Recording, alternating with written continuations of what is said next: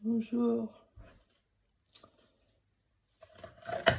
Euh, moi, je sais d'où vient le problème là, de harcèlement persécution qui dure depuis 2015 en fait, où j'ai envoyé chier le beau-frère de mon ex. Parce que lui, il maintenait que j'avais pas de maladie rare et grave, et c'était pas mon propos en fait. Moi, je pensais que j'avais juste LR dans l'os, hyper mobile là. Mais en fait,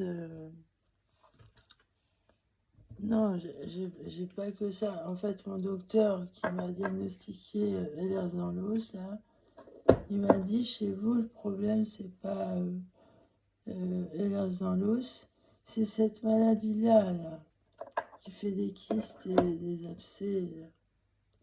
Lui, il m'a dit ça. Et effectivement, c'est ça qui est grave chez moi. Et en fait, il s'avère que c'est vraiment une maladie rare et grave. Les docteurs arrêtent pas de nier que c'est pas vrai que j'ai une maladie auto-immune. On m'a empêché de déménager là depuis le mois de février. La curette, elle a retardé. Et leur technique dans ce set, c'est vous retarder tout le temps dans vos démarches administratives. En fait, c'est ce beau-frère là qui est anesthésiste. C'est lui en fait. Il a l'air sacrément con le gars. Sacrément très con quoi. Parce que moi, cette famille, elle m'avait rejeté. J'ai jamais cherché d'embrouille, vous voyez.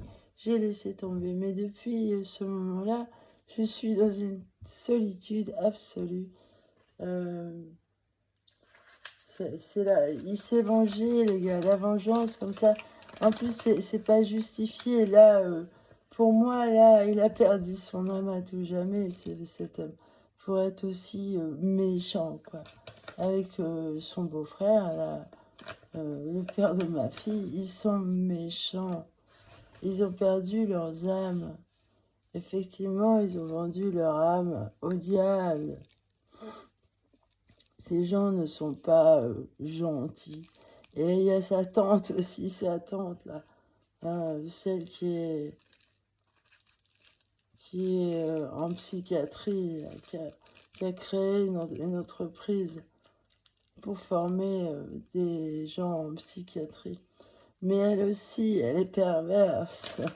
Alors c'est cette famille là, de mon ex, c'est de leur faute. Et les docteurs, à cause d'eux, ne veulent pas reconnaître que j'ai une maladie rare et grave, auto-immune.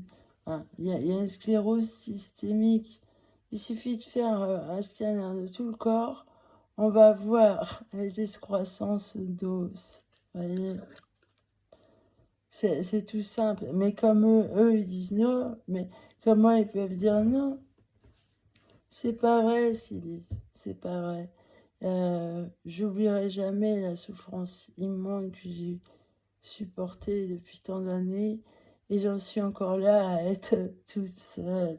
Ils se trouvent intelligents, là, la famille de Greg. Qu'est-ce qu'ils sont bêtes.